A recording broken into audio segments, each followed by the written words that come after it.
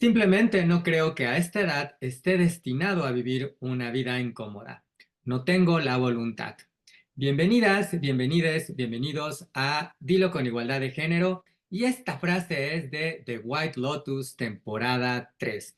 Y vaya, es una de varias frases bastante geniales, interesantes, provocadoras de esta muy exitosa serie de HBO Max. Y hoy justamente, pues en Dilo con Igualdad de Género, estaremos platicando de esta tercera temporada de The White Lotus. Por favor, si ustedes ya vieron la serie, si les gustó o no les gustó, qué les hizo pensar, qué les sorprendió de la serie, escríbanos en los comentarios, déjenos su like, compartan y desde luego suscríbanse a este canal. Y hoy para platicar de White Lotus tenemos aquí a dos regulares de Dilo con Igualdad de Género que yo siempre soy muy feliz de compartir con ellas.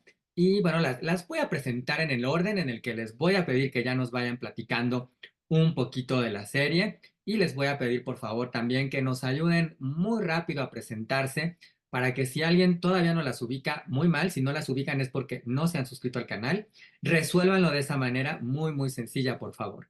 Mónica Lloret, bienvenida, ¿cómo estás? Cuéntanos de ti.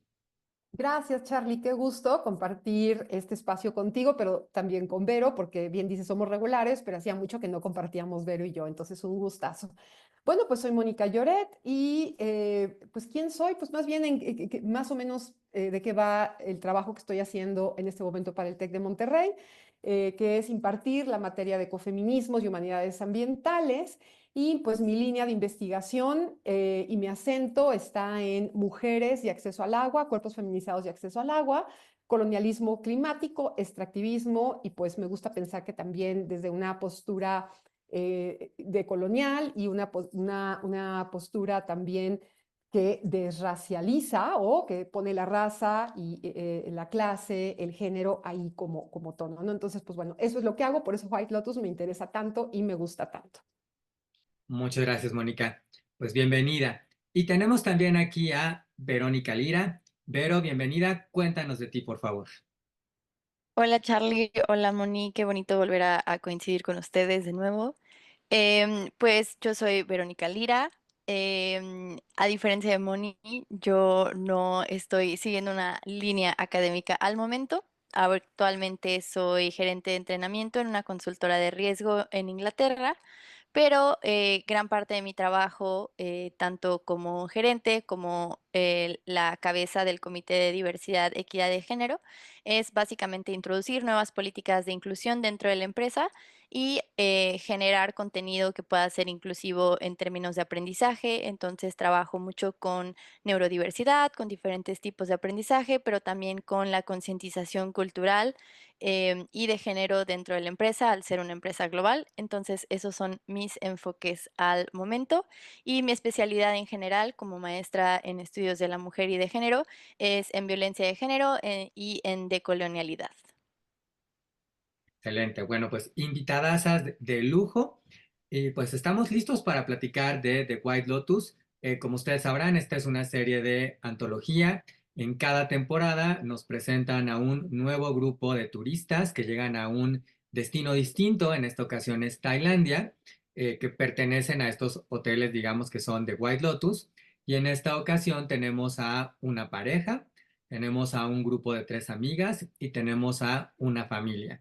Y bueno, con estos turistas, pues se van a estar mezclando otros personajes, algunos que trabajan ahí en el hotel, por ejemplo, y pues se generan vínculos entre ellos, relaciones entre ellos. Parte de la propuesta de The White Lotus es que todo empieza en la belleza de estos lugares y en estas relaciones que a primera instancia parecen pues quizás muy perfectas, pero luego nos vamos adentrando, digamos, como en esa flor de loto y vamos descubriendo muchas cosas en relación a ellos.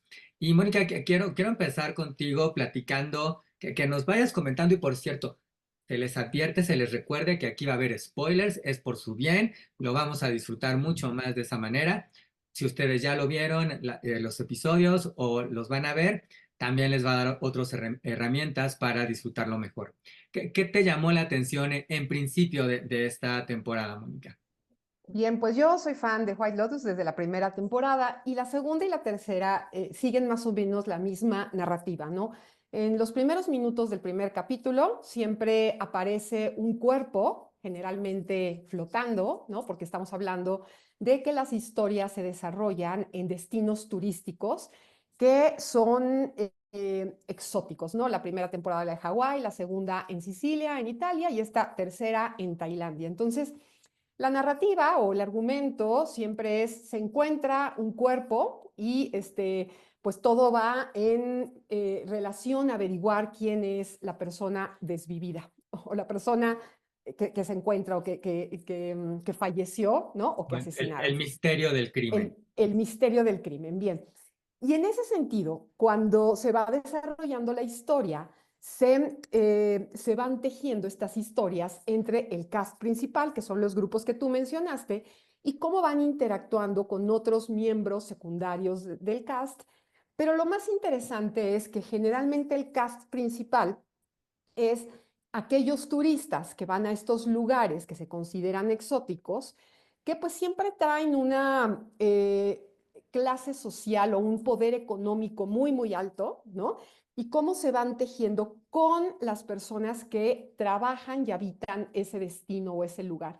Entonces aquí hay, creo, temas muy interesantes en medida que el mundo, o sea, es decir, White Lotus no nos está hablando de una realidad que no existe, nos está hablando de algo muy real en donde hay lugares que están o que se desarrollan o que la economía principal en estos lugares es principalmente el turismo, ¿no? Por ejemplo, todos estos, se supone que el hotel se llama White Lotus, pero están desarrollados en el Four Seasons, en estos lugares, es decir, existen estos hoteles y cómo se ve que hay una exaltación o exotización de la religión, de la espiritualidad, de la forma de habitar, de la alimentación, de las costumbres, de las cosmovisiones, pero cómo estas personas que llegan y hacen una derrama importante de capital en estos lugares, cómo de alguna manera es desde una perspectiva muy colonialista y cómo estos centros hoteleros, pues, o estos centros turísticos, no dejan el dinero en este lugar. Es decir, vemos que mientras hay turistas que pagan una fortuna para estas experiencias, los y las empleadas de estos lugares tienen trabajos precarizados, ¿no? Cómo se precariza esta labor, es decir, parecería que hay una gran derrama económica, que sí hay, pero pues vete a saber dónde se queda ese dinero o si ese dinero se reinvierte en la comunidad, ¿no? Tenemos como esta economía de polos en donde los que trabajan que eran pues, las personas originarias de este lugar, de pronto pues no tienen los mismos salarios o no tienen el mismo acceso al capital ni la misma posibilidad de rama económica que tienen quienes llegan a este lugar, ¿no? Entonces, creo que desde ahí lo podemos leer y pues hasta ahí sería como mi primer comentario. Gracias, Mónica. Pero, ¿qué te llamó la atención a ti de esta temporada? Uy, de esta temporada, creo que esta temporada es bastante diferente a las primeras 2. Todas tienen, obviamente, como decía Moni, ¿no? Un cierto patrón y dentro de como las muertes, el uso de la espiritualidad, pero también como muy comodificada esta espiritualidad. Creo que a mí lo que más me llamó la atención de esta temporada en particular fue eso. Reflexionando un poco sobre la serie en general, estaba yo intentando ver si había como temáticas muy específicas en cada una. Y en la primera temporada, como que para mí la temática fue la vanidad.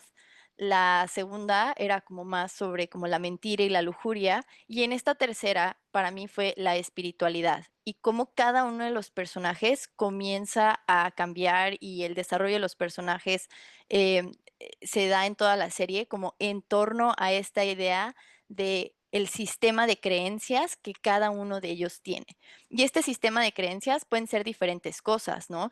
En el caso de los empleados, que bien lo decía Moni, no hay toda una cuestión de clasismo y de colonialidad. Puede ser que esta espiritualidad esté literalmente basada en la religión en la que ellos y ellas creen, en el budismo, por ejemplo. Pero para otros personajes de la serie, esta espiritualidad o este sistema de creencias está basado en si pueden acceder o no a su misma riqueza, ¿no? Que es el caso de la familia Radcliffe y como la frase con la que tú comenzaste el programa, Charlie. La idea de que yo no puedo vivir, o sea, yo prefiero no vivir a vivir incómodamente. Entonces, ¿cómo literalmente, si yo no vivo cómodamente, si yo no tengo recursos, todo mi sistema de creencias se cae totalmente? Y como dentro de esa misma familia, ¿no? Con tanta riqueza, con tanto todo, existen los hijos que al principio te muestran como el mayor, Saxon, está como, pues sí, yo trabajo para mi papá, no me importa, yo gano lo que sea. Y como Piper, que es la hija, la única hija, ella es como, no, yo quiero cortar con esto, yo quiero como aprender a ser desprendida de lo material.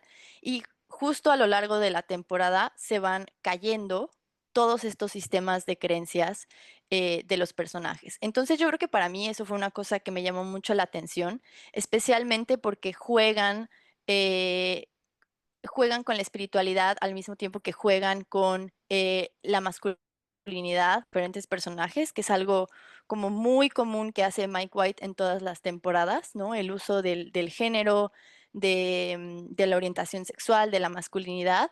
Se juega también, obviamente, con el discurso y la narrativa del clasismo y el colonialismo, como estas diferencias muy evidentes de clases. Y por otro lado, creo que aquí también juegan con el aspecto sentimental de las diferentes relaciones que existen en la serie. Ya no vemos tantas escenas sexuales, que también era algo común, especialmente en la segunda temporada, sino que vemos más como qué es lo que están sintiendo los personajes, ese dolor o ese amor, y eso también lo hace muy interesante. ¿Qué les parece si empezamos o vamos profundizando un poco, ya que Vero está mencionando a los Radcliffe, que además me encanta esta postura de irlo viendo, porque además ellos llegan, nos enteramos, bueno, es esta familia, los padres, es una familia de clase media alta probablemente, o probablemente muy alta. Sí, muy, muy alta, ¿verdad? Yo estoy más, para mí Sí, se me hicieron media alta, ojalá, imagínense. no. No, es una familia muy bien acomodada. eh, con 3 hijos. Se supone que el pretexto por el que están ahí es porque Piper está haciendo su tesis, y entonces pues quiere conocer a los monjes budistas y conocer mucho más esta filosofía. Ya después nos enteraremos que en realidad no hay una tesis como tal, sino que ella planea terminar sus estudios e irse un año a vivir ahí con los monjes, y pues que quiere pues aprovechar el viaje como para allanarse este camino, porque obviamente para su familia pues lo económico, la posición económica es muy, muy importante. Y ahí van a entrar otra serie de cuestiones en contraposición y a conflictuar estas dinámicas, ¿no? Porque el padre Timothy, nos enteramos, por cierto, esto sucede al principio, hay como toda esta propuesta de la administración del hotel de dejen sus dispositivos de lado, desconéctense, disfruten el lugar y demás, que a regañadientes lo acaban haciendo, pero el padre alcanza a enterarse que pues está sucediendo ahí una cuestión de crisis, desfalcos y demás, y que probablemente cuando regresen, pues vaya a ser sujeto de investigación y todos sus bienes estén incautados, ¿no? Entonces, tenemos esta hija, tenemos este padre que no sabe además qué hacer y qué decir y cómo manejar todo esto. Tenemos a la madre en un personaje trágicamente cómico o patéticamente cómico, no sé cómo describirlo, que hace Parker Posey, que es Victoria, que pues es un personaje, pues vamos a ponerlo en principio como un tanto superficial, digamos, en vano. Y tenemos a los 2 hijos, ¿no? El hijo mayor, que ya mencionó un poquito, pero a quien hace Patrick Schwarzenegger, que es Saxon, que es como hipermasculinizado y muy como macho. Y tenemos al hijo menor, que es Lachlan, y que pues como que se deja llevar un tanto de repente por los otros hermanos y como que quizás no lo vemos tan claro en su rumbo y en sus intenciones, ¿no? Quería yo dar un poquito más aquí de contexto para cederle ya la palabra a Mónica y que nos cuente más sobre esta ¿Cómo iba yo a aplicar esto de, ay, es que usamos estos términos sobre esta familia disfuncional? Como todas, Como como todas, todas. exacto. Pero fíjate qué interesante, Charlie, porque esta familia, y como dice Vero, su sistema de creencias está basado en este poder económico que tienen y esta comodidad que les da este poder económico. Los padres, Timothy y Victoria, ¿no? Victoria, como bien dice, se vuelve un personaje cómico entrañable, pero este personaje es muy, muy importante porque a lo largo de los capítulos, em, hace ver o hace notar que lo que le da identidad y lo que le da esta vida a su vida, sentido a su vida, es este acceso a la riqueza. Voy a poner algunos ejemplos de lo que ella hace o lo que ella dice, ¿no? El primero es que en esta isla donde se lleva a cabo, donde está el hotel, hay muchos hombres grandes, ¿no? Que tienen como parejas a mujeres más jóvenes. ¿No? Y entonces en algún momento, en alguna fiesta, en un yate, ella se acerca con una de las mujeres jóvenes, que también esto es un efecto de la masculinidad, y le dice, ¿cómo es que estás o cómo es que tienes esta unión con este hombre que aparte está calvo, que es más grande? Y alguna de las mujeres que aparte es tailandesa le dice, es que yo lo amo. Y ella se le queda viendo y le dice, es que tú no puedes amarlo, seguramente estás ahí por la comodidad. O sea, y no dice exactamente esto en sus palabras, pero esto es lo que ella infiere con lo que ella le comenta. Pero Victoria no está tan lejos tampoco de esta postura, porque para ella también hay mucho beneficio en estar al lado de Timothy, que es este personaje que es el patriarca de esa familia, que comete un fraude y que se da cuenta que el FBI ya lo está esperando en Estados Unidos y que pues lo van a meter al bote y le van a quitar toda su fortuna. Y Victoria no se da cuenta que con este comentario que ella hace, hay una relación directa con su experiencia de vida, porque ella también permite muchas acciones o está ahí, vamos a ponerle por amor, pero aunque ella no es una mujer más joven, pues ella ha acompañado y seguramente ha permitido o ha hecho, se ha hecho de la vista gorda, pues, ¿no? Con muchos fraudes o muchos malos manejos del dinero que hace su pareja, ¿no? Que hace Timothy. Por otro lado, todo el tiempo está ella incómoda porque se queja del calor, porque habla de la espiritualidad, del Buddhism, como ella dice, ¿no? Como que, o sea, se refiere a este territorio como China todo el tiempo, cuando es Tailandia, habla del budismo como un culto, un sex cult, ¿no? Entonces, es esta mujer como muy desinformada que siempre está hablando desde su privilegio, siempre está viendo el mundo desde su privilegio. Hay una escena mucho más adelante, de nuevo, cuidado con los spoilers, en donde ella dice, nadie, ni siquiera la monarquía, en toda la historia del mundo, nadie ha vivido mejor que nosotros. Y esto me interesa mucho tomarlo como esta historia de esta familia, porque en efecto, ni la monarquía tenía este acceso por ejemplo, al aire acondicionado en estos territorios tan calurosos que incluso en las entrevistas el cast ha dicho que fue muy complicado filmar porque hacía mucho calor y porque había muchos mosquitos, ¿no?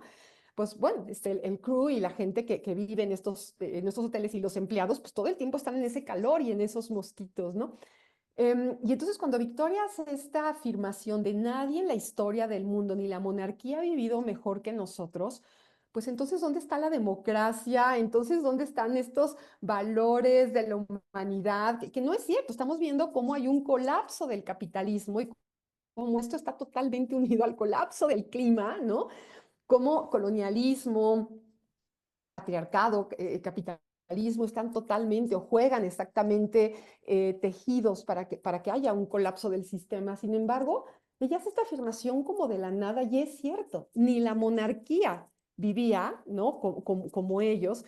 Y por eso el fraude que comete su esposo, él lo tiene siempre escondido, no pueden ver ellos el celular, etcétera, porque implicaría para Victoria y para sus hijos todo un cambio en su forma de ver el mundo. O sea, si para ella lo más importante es este acceso a la riqueza y al poder, y de pronto ya no lo va a tener, pues, o sea, ¿qué va a pasar con este sistema de creencias? Y justo sus hijos también se posicionan desde ahí. Piper, ¿no? Y que por cierto hay una comparación bien interesante, a ver si el equipo nos pone esta imagen de los tres hijos cuando muy al principio en el primer capítulo, cuando van en este velero desde Bangkok hasta hacia la isla, ¿no? Esta referencia hacia esta tradición, estos monkeys, estos monos japoneses, que es el see, hear y no me acuerdo que no evil, ¿no? Esta idea de que ellos viven en su poder y en su privilegio y no se dan cuenta de lo que le está pasando al mundo y seguramente no se quieren bajar de ahí. Y en este sentido también se ve atravesada la masculinidad en y la espiritualidad, por supuesto, en Piper, pero la masculinidad tanto en Timothy, el papá, como en los hijos, ¿no? Que ya abordaremos más adelante, en la experiencia de los dos hijos, Saxon y Lachlan, ¿no? Entonces, bueno, eso al momento. Que además vemos al pobre de Timothy. Bueno, yo estoy diciendo pobre porque sí me compadecí de él.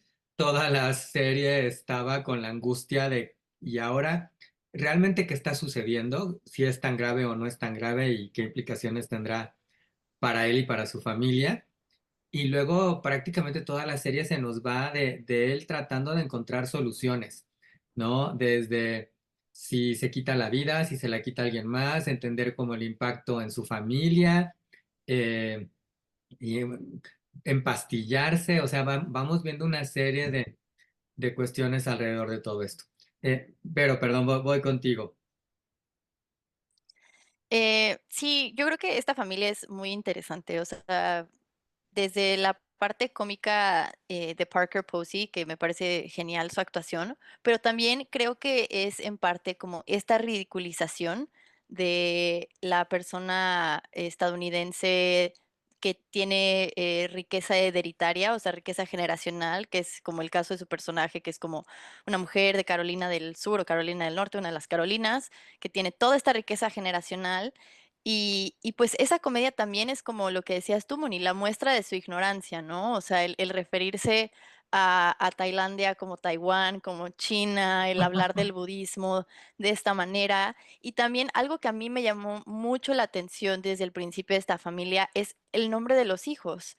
O sea, Saxon y Lachlan, o sea, y Piper también. O sea, literalmente son referencias, a mi gusto, de quiénes eran las personas que colonizaron Estados Unidos y como haciendo referencia a esta blanquitud, ¿no? A lo sajón, a lo escocés o irlandés, y Piper, que es literalmente player en, no sé si es gaélico o es Old English, pero, o sea, son referencias muy directas a cuál es la blanquitud buena, de dónde venimos, de dónde viene nuestra riqueza y por qué sus hijos se llaman de la manera en la que se llaman. Incluso el apellido de la familia también viene de eso.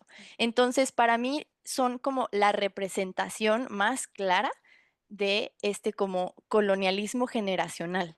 O sea, no solo es de que ellos lleguen y puedan disfrutar de Tailandia como nunca nadie lo hizo, ni siquiera la monarquía, sino que por generaciones su familia lo ha hecho de esa manera y esas generaciones pueden extenderse, ¿no? Por siglos.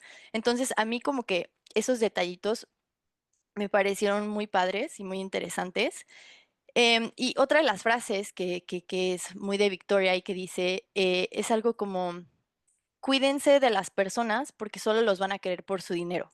Son súper bonitos y son súper ricos, entonces tienen que tener cuidado con quién se relacionan. Y de nuevo, ¿no? Entramos en esta idea de su valor, el valor de la familia, el sistema de creencias de la familia se basa únicamente en el dinero y lo material a lo que pueden aceptar, lo que pueden acceder. Entonces, esa parte de los Radcliffe me parece bastante interesante. Y por otro lado, o sea, como a lo mejor brincándonos un poquito, pero también dentro del tema de privilegio, vemos también al grupo de las tres amigas, ¿no? Y cómo tienen de alguna manera cosas muy similares entre ellas, pero también con la misma familia de los Radcliffe, ¿no? En algún momento de la serie aprendemos que es Jacqueline, que es como la actriz, quien paga todo el viaje de la villa para sus amigas, ¿no? Entonces, incluso cuando al principio de la serie te las presentan prácticamente vestidas de la misma manera, comienzas a ver cómo entre ellas incluso hay una diferencia de clases y una diferencia en su sistema de creencias. Desde que critican por haber votado por el candidato republicano de Estados Unidos, que no vamos a mencionar ahorita porque nos van en redes sociales, o por ser del otro partido, hasta el simple hecho de decir, ay, es que tú solo trabajas, o sea, ¿cómo no te aburres de trabajar? Yo aquí estoy con mi marido súper feliz en Texas yendo a todo esto. Y de nuevo vemos esta comodidad blanca, ¿no? De llegar a este lugar y también esta lucha con las concepciones que tienen ellas sobre ellas mismas, sobre su mismo círculo de amistad, sobre su vida, pero sobre todo sobre lo que significa estar en ese lugar, en ese momento, ¿no? Y esta lucha con la espiritualidad de lo material y lo inmaterial es algo que también me parece muy, muy claro, tanto en la historia de los Radcliffe como en la de las amigas, y como este cruce, ¿no? Del privilegio con todo lo demás. Mónica, ¿qué opinión te merecen estas amigas? Sí, no, bueno, están maravillosas, ¿no? Son Kate, Lori y Lori hecha por una Carrie Coon maravillosa, se lleva también Increíble. aplausos y sí lo hace maravilloso. Y por Jacqueline, que es Jacqueline es la actriz de Hollywood que aparte tiene mucho, o también hablando del sistema de creencias, mucho de su valor es porque es hermosa, ¿no? Ujú, Y porque desde ahí tiene mucho que ver su experiencia. Y fíjense que aquí hay algo bien interesante, porque ella tiene una pareja que es menor que ella. Y para ella sí hay algún shame por ese, o hay un señalamiento cuando están en un lugar donde está muy claro, y hay otra pareja de la que después hablaremos, está muy claro que hay hombres con mujeres más jóvenes, mucho más jóvenes, pero para ella sí hay un señalamiento del sistema y para los hombres no. Es decir, aquí está súper atravesado el ujú, patriarcado. Lori, que de nuevo es ujú, Carrie Coon, que es esta abogada maravillosa, y Kate, que es quien revela en una cena o deja entender que votó por este candidato, ahora presidente, ¿no? Que no podemos decir el nombre, pero cómo las amigas se le quedan viendo con cara de ¿por qué votaste por él? ujú, Y ella como que hace una sonrisa que se volvió súper viral, ese meme, como diciendo, pues es que al final puedo tener ideas, o bueno, desde mi perspectiva es como puedo tener ideas muy progresistas o de mucha libertad, inclusión y tal, pero a mí lo que me conviene es que el poder siga estando en quien tiene más dinero y en quien puede generar, como está pasando ahora con el gobierno de Estados Unidos, ¿no? Quien puede generar una serie de acciones para que los más ricos se sigan enriqueciendo, ¿no? Entonces, como, ¿por qué no votaría por ujú, él? O sea, sí entiendo que está esta parte de la inclusión, la clase social y no sé qué, pero pues a mí me conviene seguir votando por quien estoy votando porque yo no quiero perder ese lugar, ¿no? Y como dice Ver, en efecto, ellas son amigas desde muy chiquitas y van a este viaje como de reencuentro y también hay dinámicas interesantísimas pasando entre ellas y el desenlace de la historia de ellas es hermosísimo. A mí me parece que hay una frase que dice el personaje de Carrie Coon, Lori, bien interesante al final, que pues bueno, ya a ver si lo podemos discutir al final, ¿no? Y es ese grupito de amigas. Que además yo te escuchaba y pensaba, híjole, todo se mueve por las apariencias, ¿no? En gran ujú, medida, ¿no? Porque claro. que es parte de lo que va haciendo también la serie, ¿no? Porque las conocemos y es como, ay, son estas amigas y se llevan súper bien y se apoyan unas a las otras y poco a poco vamos viendo que quizás no tanto o no en algunas maneras y después al final quizás sí en otras, pero todas están muy desde qué representan o qué aparentan, ¿no? Porque la propia Jacqueline, pues es una actriz y es una actriz, vaya, joven y que se ve espectacular, pero ya no es tan joven, ¿no? Y entonces está esta cuestión de ya no necesariamente va a tener las mismas oportunidades que una actriz que esté en sus veintes, pero tiene esta relación con un hombre más joven, entonces todo gira mucho en torno a cómo se ve, ¿no? El personaje de Lori también está mucho en, quizás es la que menos, pero también en un principio está como cuidando esta cuestión de qué ven ellas de ella, porque ha quedado divorciada, es la que trabaja como en un rol mucho más tradicional y no tiene como, no juega, quizás voy a usar ese término, a la apariencia de tener una pareja estable y demás, Ujú. ¿no? Y luego el otro personaje de Kate, ella juega a la esposa perfecta. A la ama de casa, Al ama perfecta. de casa, A la ama que sí. aparte vive en Texas. Aparte ¿no? vive en Ajá, Texas. Súper conservadora. Entonces, ella dice, yo soy la progresista. No, pues no, no eres, comadre. O sea, sí. Y las sí. tres son blancas y las tres son delgadas. Ujú, Y fíjate que ahorita dices algo, Charlie, perdón la interrupción tan abrupta, pero es que tiene que ver también con que ellas tres son actrices que están llegando a los 50. ¿No? Representan ujú, mujeres de 40 y tantos, pero las tres son actrices que están llegando. Y fíjense que en este sentido también se habló mucho del cast, ¿no? A mí me gusta que haya mujeres más grandes que tengan papeles importantes, pero fíjense cómo aquí tampoco nos escapamos de los estándares de belleza. Se habló mucho de los dientes de Amy Lou Amy Lou. Wood, ¿no? Que aparte la amamos desde Sex Education, pero ella, que es una actriz inglesa, dice, pues es que en Inglaterra el tema de los dientes no es tan importante o el tema de esa belleza.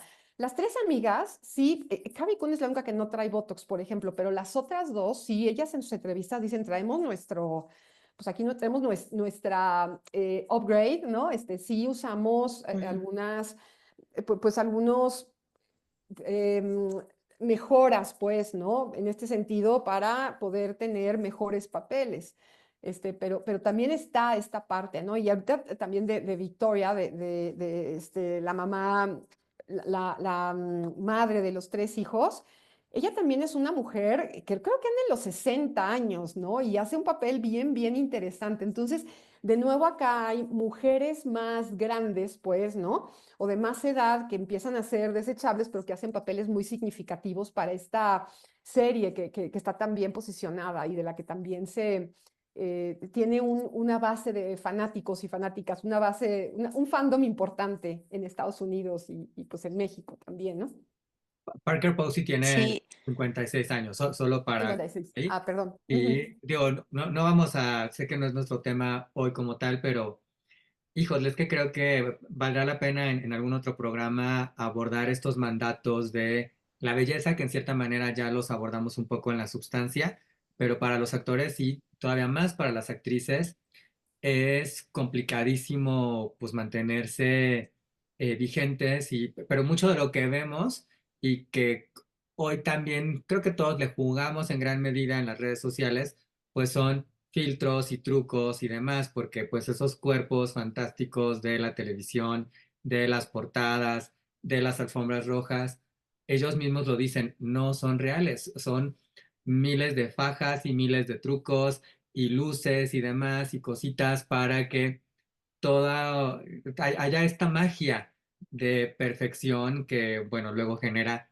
otros problemas alrededor de ello, pero que también es una demanda muy, muy difícil para ella. Yo solo les voy a recomendar que si en alguna ocasión tienen oportunidad de ver alguna alfombra roja, que ahora las pasan en YouTube, eh, véanla desde una mirada de qué están buscando hacer los actores y las actrices en estas alfombras rojas. No las vean nada más desde el punto de vista de aquí hay una persona más pasando por la alfombra roja luciendo los vestidos y demás, sino fíjense en quiénes son estas figuras. Si ya es gente consagrada en la industria, no lo es. Si es alguien que está empezando, porque es muy curioso. Si hay gente que ya tiene carreras y ni siquiera pasan por la alfombra roja. Jodie Foster ya no hace alfombra roja, no le importa, no le interesa.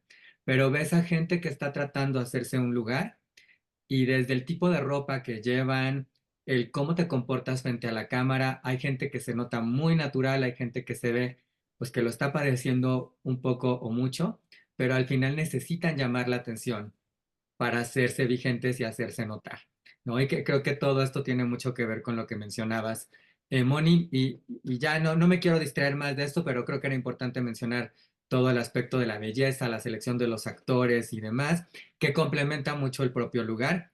Y paso con Vero. Vero, sé que sí, tú y, querías y creo que decirme va, cositas. Adelante, adelante.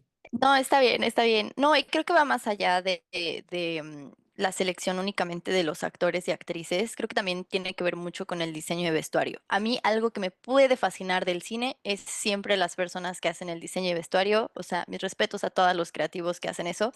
Y especialmente es muy relevante en esta serie porque habla de muchas cosas. Habla de lo que decías tú, Moni, como de la estética, de los patrones de belleza, el hecho de que el personaje de Jacqueline use un vestido Chanel para meterse a la alberca, ¿no? Y cómo va a ser un vestido que va a resaltar absolutamente todo lo que tiene que resaltar de su cuerpo, el uso de los colores en los diferentes personajes, el hecho de que, por ejemplo, a Emily Wood siempre la visten con estos como colores beigecitos, claritos, pastelitos, como extraños, también resalta como quién es ella, quién es su personaje, este personaje como medio raro, medio diferente, y también hace que nos fijemos en ciertas cuestiones de la misma belleza de los actores y las actrices. Y en el caso de los hombres, a lo mejor yo como estaba leyendo mucho en esto, sobre esto, pero hay dos cuestiones. Los relojes, si se fijan así como muy específicamente en los hombres, es como lo que denota clase,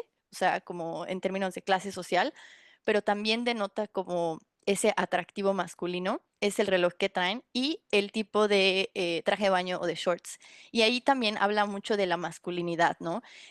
Saxon usa mucho estos como mini, super mini shortcitos, apretaditos, que se le ven las pompis y como que te hacen como hacen que ciertas partes de su cuerpo puedan ser más notables, que es muy contrario a lo que pueden usar otros personajes como Rick, que es este hombre mayor que está con Chelsea, ¿no? Y él está siempre así como en las playeras super guangas, en los shorts super guangos, y nos habla de cómo él tiene como estos problemas de estar reconectando con su niño interior, como con estos traumas, esa masculinidad que se ha visto afectada por la supuesta muerte de su padre y que es todo lo contrario a lo que están viviendo los niños Radcliffe, ¿no?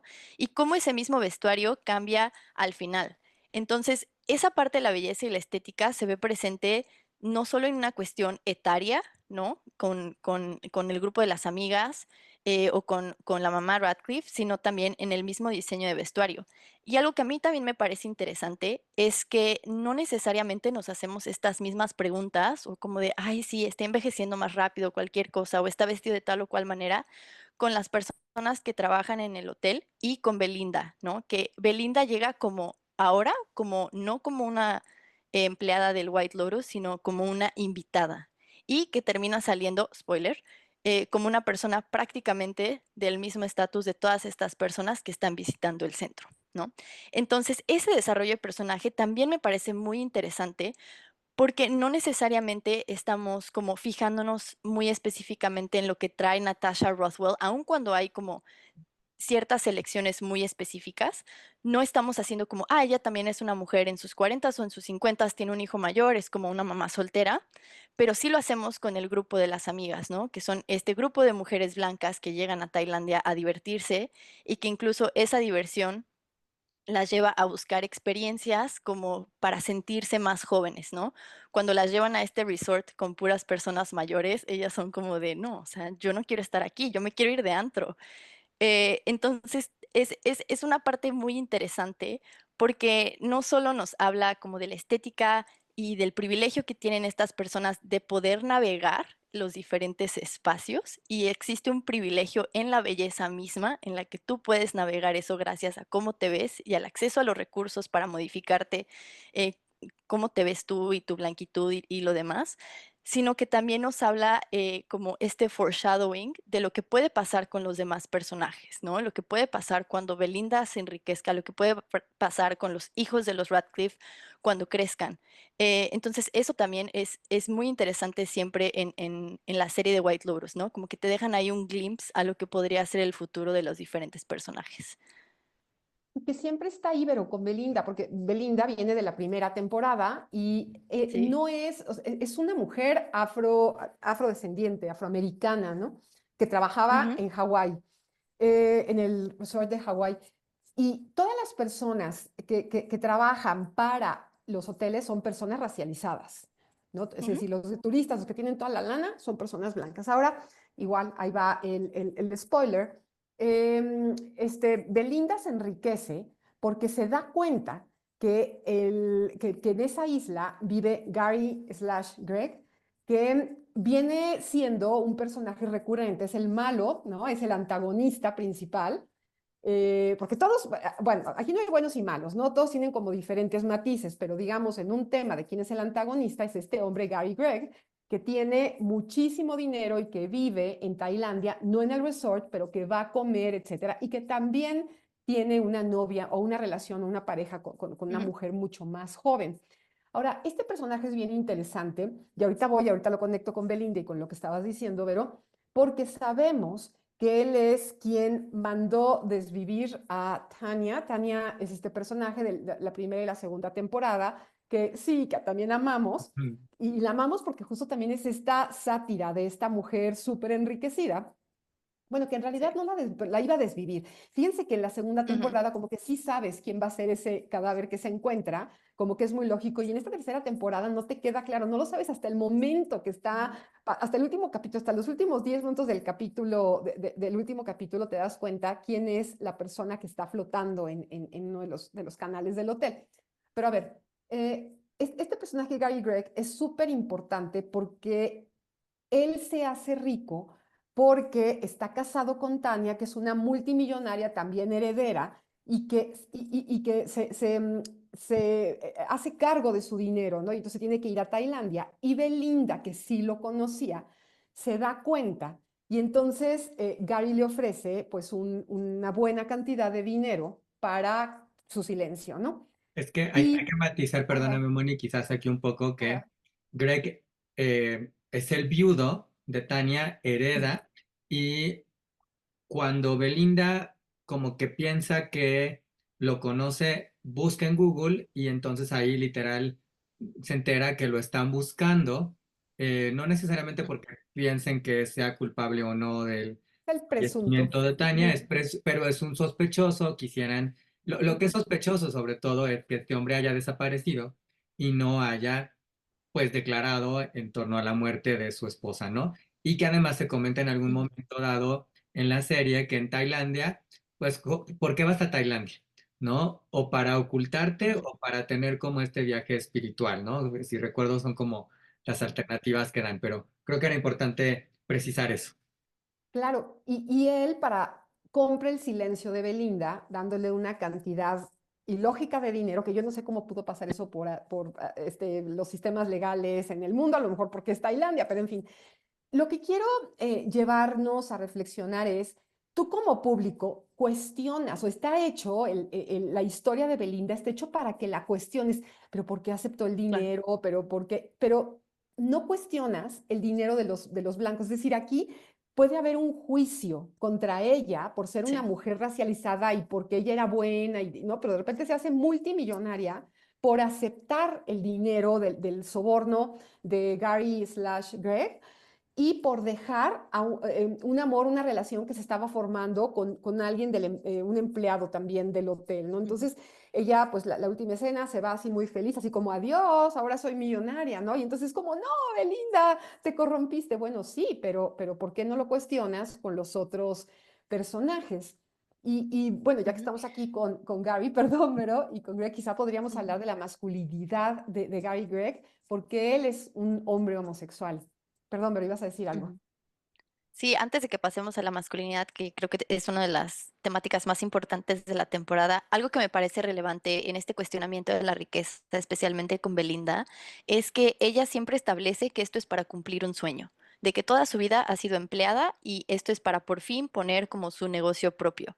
Entonces, eso es como de, ay, pero la ética detrás de que, ok, o sea, pero si esta era la única manera en la que ella podía acceder a eso y la única manera en la que podía literalmente tener un trabajo, una empresa de la que era dueña, ¿no? Pues, así es como se desarrolla y nadie cuestiona como que todos estos vatos están ahí porque están ocultando dinero, están lavando dinero,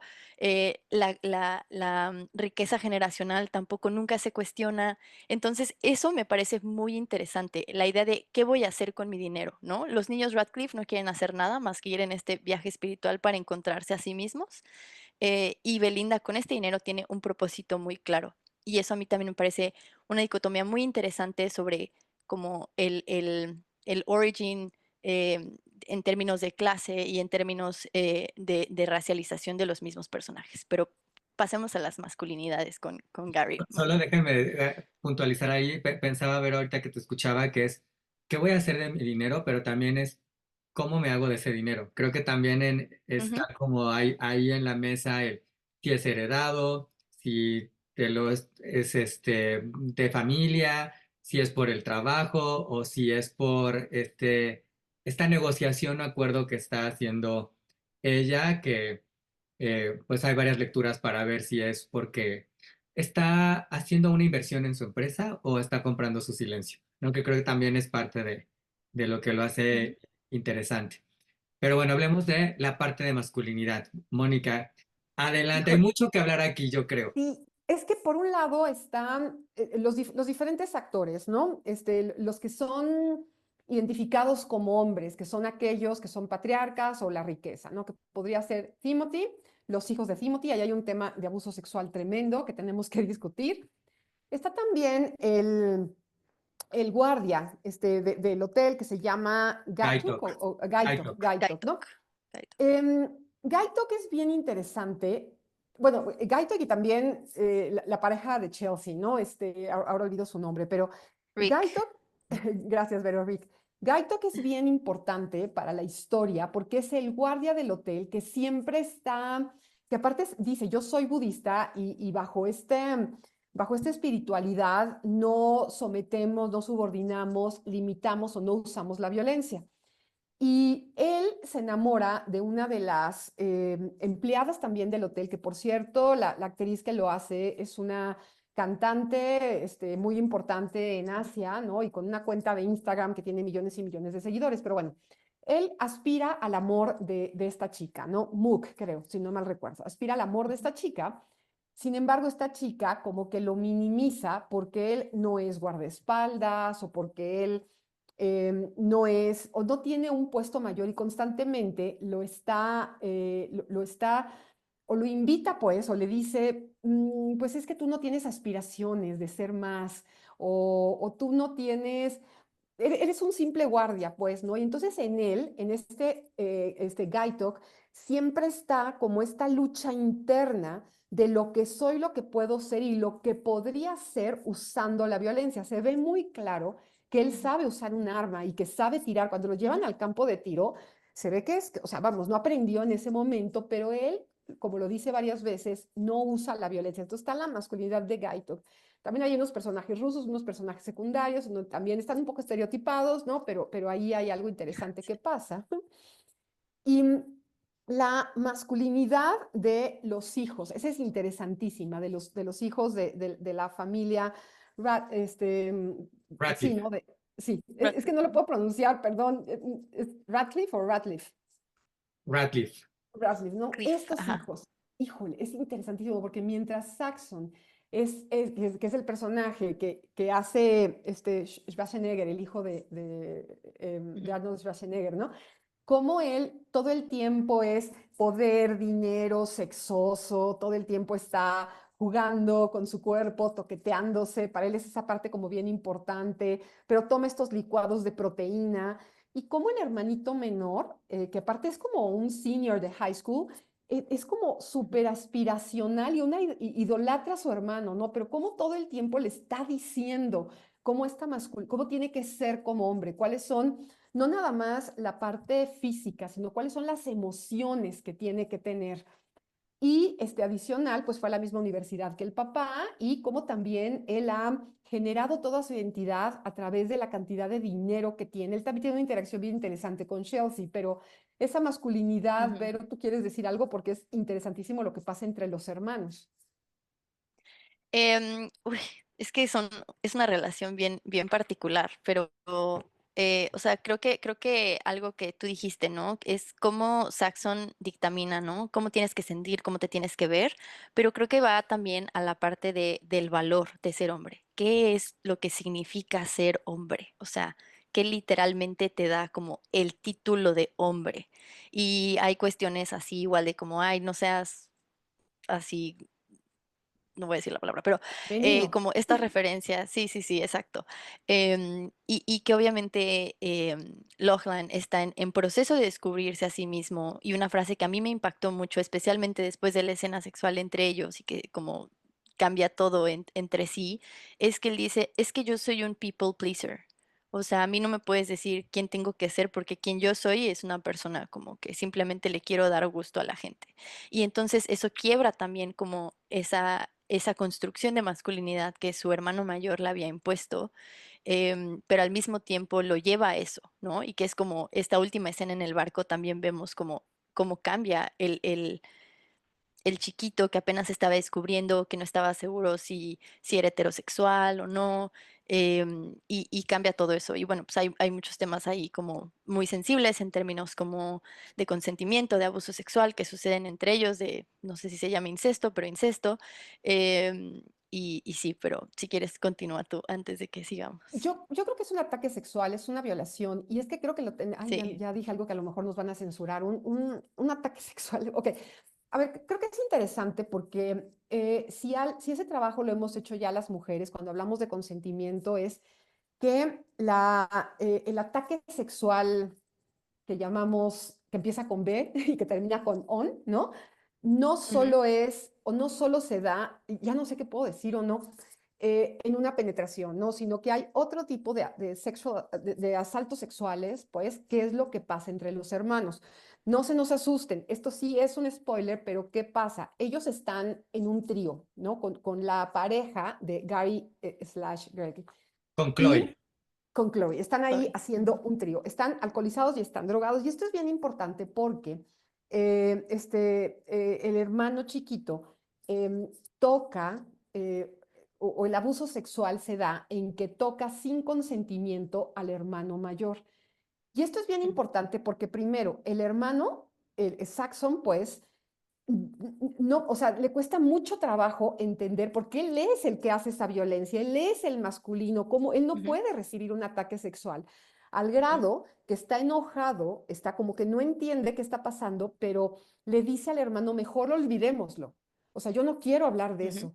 Los que tienen, o sea, Saxon es en el sistema, es quien más poder tiene, es un hombre blanco, es heterosexual, es ujú. muy bien parecido, tiene mucho dinero y ese ejercicio de la masculinidad le da mucho poder. Entonces, ¿cómo a este hombre con mayor poder lo vas a atacar sexualmente? Eso es como que en esta escala, mejor olvidémoslo, pero eso no lo podemos hablar. Y el hermano, Lockland, ni siquiera sabe que hizo mal y quiere hacer la relación con lo que sí pasa en la sociedad y que pasa con los hombres que no se dan cuenta y hay que recordárselos y por eso hay leyes en los diferentes países, especialmente en México, hay una ley que habla específicamente de qué es y qué no es un asalto sexual. Cuando no hay Ujú, consentimiento, no hay asalto sexual y eso nos dicen constantemente a las mujeres. No consentiste, pero tampoco te quitaste, pero tampoco dijiste que no. Y entonces hay que trabajar mucho en eso porque quienes más, por estadística, quienes más violencia sexual ejercen son los hombres y no se dan cuenta que la están ejerciendo porque así es el mandato de masculinidad del cual nos habla ujú. Rita Segato.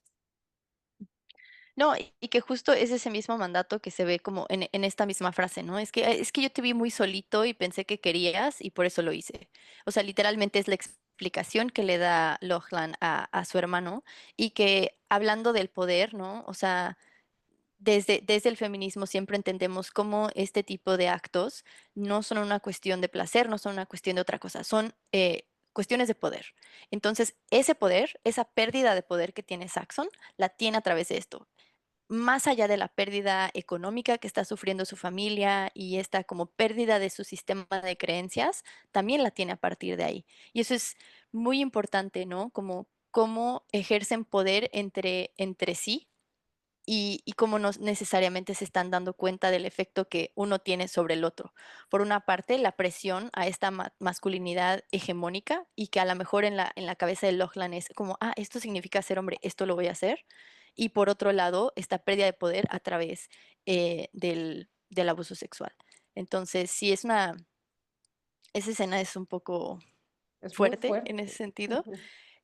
porque creo que a lo mejor como audiencias es de esas cosas que siempre tenemos que preguntarnos y cuestionarnos como no desde el morbo de, ay, los hermanos, ¿qué está pasando? Sino realmente cuál es el trasfondo de esto. Y qué es lo que nos están mostrando en pantalla realmente. Que es consentimiento, ¿no?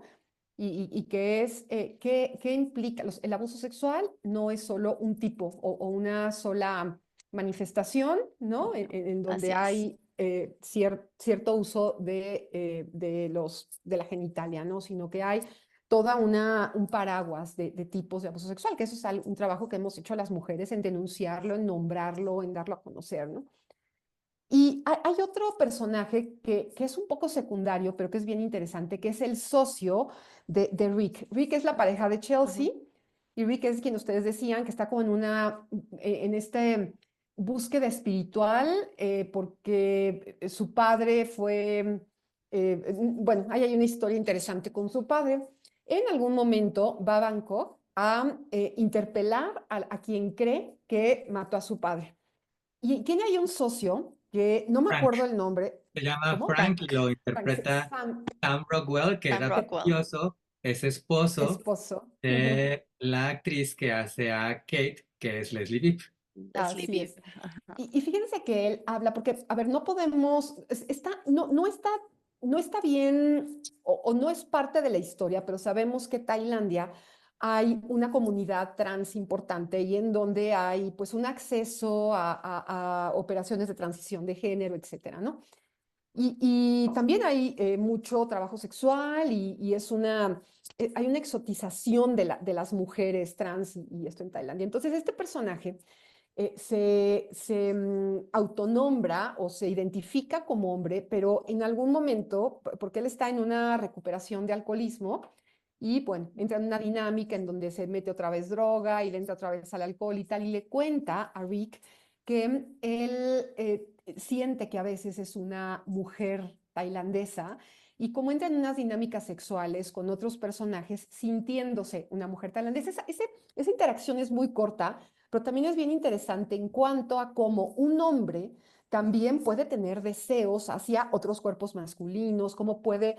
es interesante porque deshace esa masculinidad, ¿no? O sea, trata o con ese discurso que él trae o con esa narrativa que él trae, nos muestra otra manera de tener masculinidades que no es la hegemónica, en donde los deseos sexuales, emocionales, identitarios no están a través de esta masculinidad hegemónica. ¿Cómo lo ven ustedes? A mí eso, sí, eso me parece muy interesante, pero también algo que yo agregaría a la lectura es que lo hace no desde su como postura de un hombre blanco o sintiéndose como una mujer trans blanca. Se tiene que sentir como una mujer tailandesa. Y esto es que se va a sentir, para sentirse así, se va a ir a la otra edad, ¿no? Que él también está haciendo como hombre blanco en Tailandia, a esa exotización de porque me siento así, porque soy exótica, porque estoy en este país, porque soy diferente, porque soy otra, y también desde una cultura de explotación y de cómo eso puede ser más aceptado en un lugar u otra. Entonces, incluso dentro de su deconstrucción masculina, sigue siendo un hombre blanco como con esta misma idea de, pues sí, de hombre blanco, ¿no? De su hombre blanco colonial. Entonces, es muy interesante ese monólogo. También es un monólogo como muy... que parte muchas cosas, ¿no? En la serie y que te da como este insight a lo que significa la cultura y la vivencia de estos hombres blancos en Tailandia y cómo se aprovechan del mercado sexual que existe en este país y de esta idea de encontrarse, ¿no? Y encontrarse de diferentes maneras también.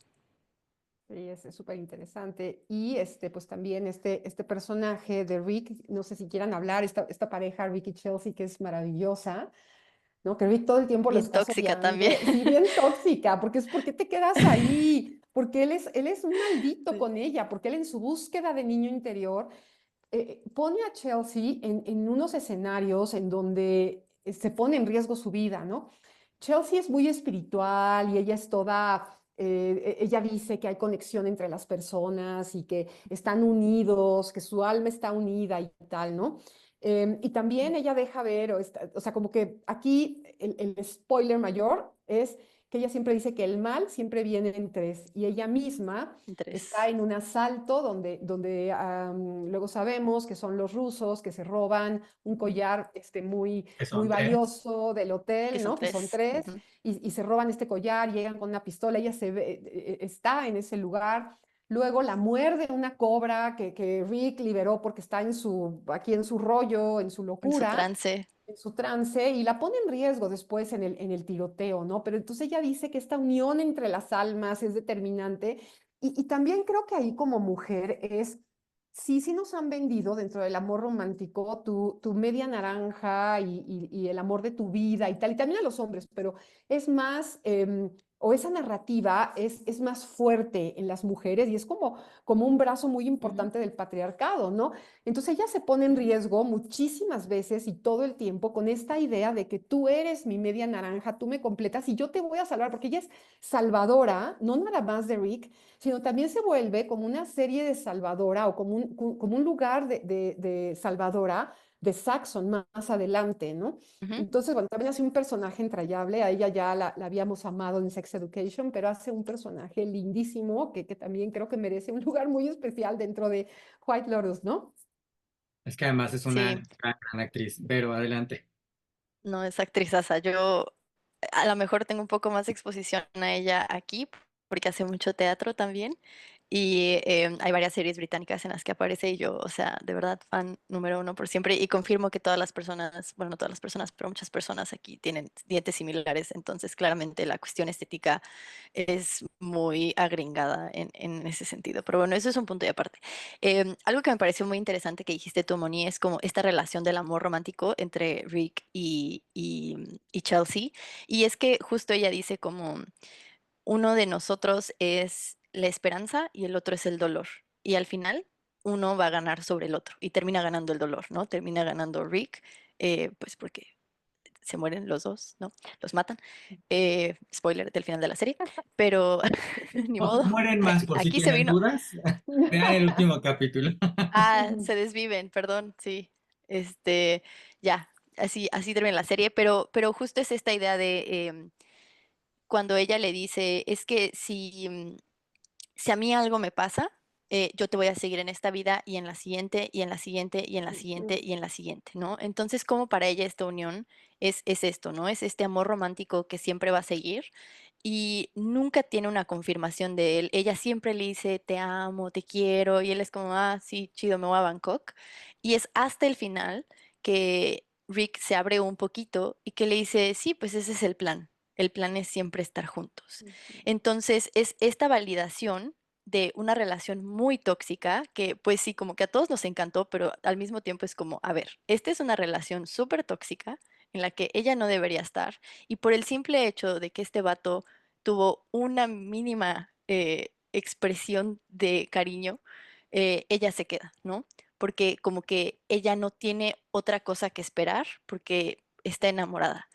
Entonces, esa lectura del amor romántico me parece muy interesante y como el saber que necesitas más y que no necesitas más que estar con la persona con la que estás, pero al mismo tiempo no darse cuenta a la mejor de como su propio valor y de todo lo que podría lograr si no está como con alguien como Rick o con alguien como Saxon, que también termina como inmiscuyéndose de alguna manera en el desarrollo de Chelsea. Entonces, sí, de acuerdo con esa lectura del amor romántico.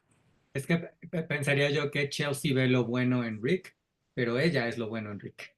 Sí, Exacto, sí, pero exacto. comprada totalmente esta idea del hilo rojo que nos conecta y no sé qué y no sé cuánto y se queda y pues Sí, sí, el desenlace es sí, ese, ¿no? sí. Y Y de esta dependencia. de esta dependencia, sí. Y quien es parte importante de ese desenlace es el guardia, que es Gaitok, ¿no? Que luego se vuelve ante los ojos de Mook, este hombre con el que ella sí quiere estar, porque entonces él toma el puesto, porque dentro de todo esto que está pasando, el tiroteo en el hotel, ¿no?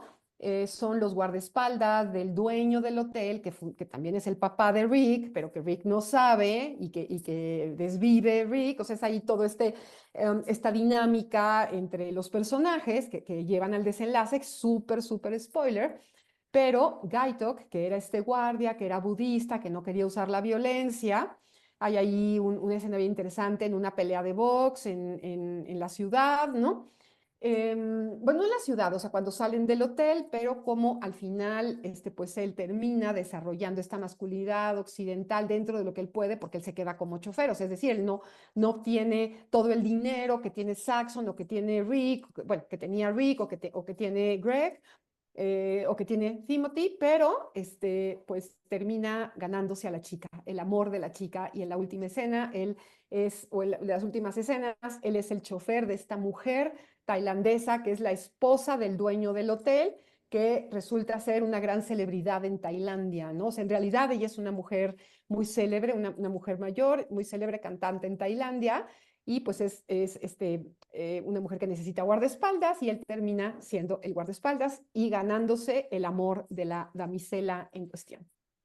Es que todos estos personajes tienen un deseo, digamos, o algo que quieren alcanzar a lo largo de la temporada y los vemos toda la temporada batallar en torno a si van a conservar quizás sus valores o van a ceder ante estas fuerzas externas, ¿no? Porque eso pasa con Gaito, que eso pasa con Timothy, eso pasa con una gran mayoría de estos personajes que pues quizás algunos dan el paso correcto y otros no, y vaya, creo que es parte de lo que hace interesante la serie.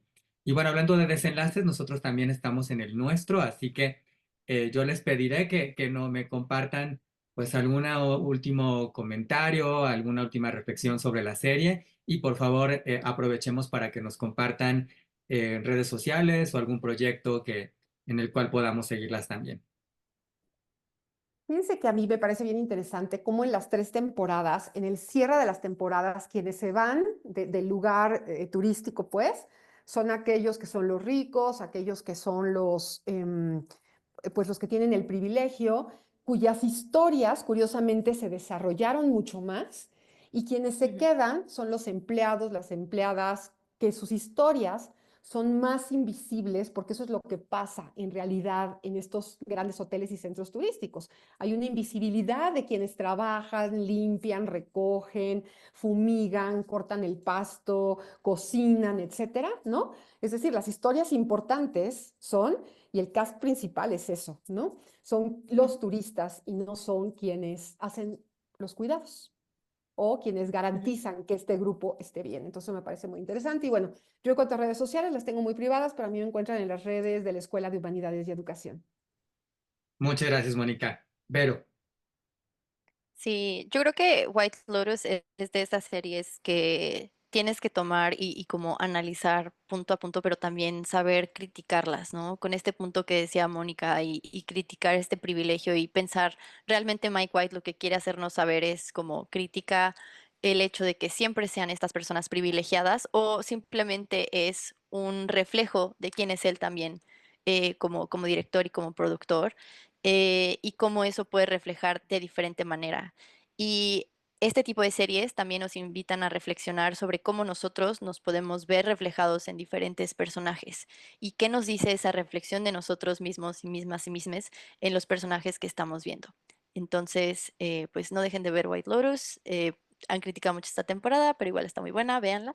Y a mí me pueden encontrar en redes sociales, especialmente en Instagram como ajolote.feminista. muchas gracias, Vero. Me sumo a la invitación.